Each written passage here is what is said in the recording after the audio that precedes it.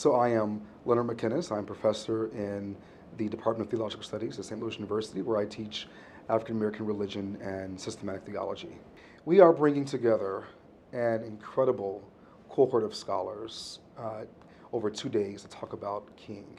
On our first opening night, we're going to present J. Cameron Carter, who is professor of religion at Duke University, who is going to talk about Justice and Who's King, America's Post-Racial Blues. The second day of our panel, we're going to present a number of speakers. Dwight Hopkins, professor at the University of Chicago, who will be joined on a panel with M. Sean Copeland from Boston College. They will take up the question of Martin Luther King as a public intellectual. We're also going to feature a panel on activism and MLK with local artist Tef Poe, Starsky Wilson, president of the Deaconess Foundation, and Kayla Reed, a local artist and activist here in St. Louis. Finally, we are going to end our second day symposium by returning King to the place where he found his voice, the church.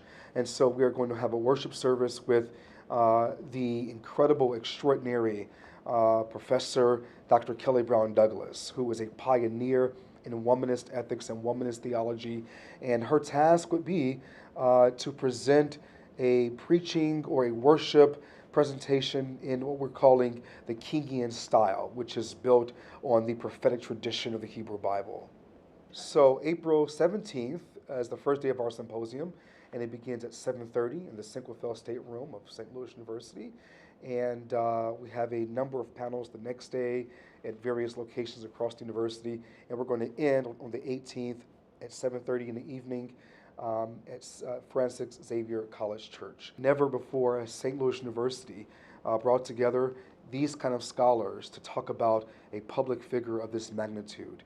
And when we think about the legacy of MLK and the tradition that formed him, for me it makes sense for a place like this, students, faculty, and staff alike, to come together and consider 50 years after this man's vision.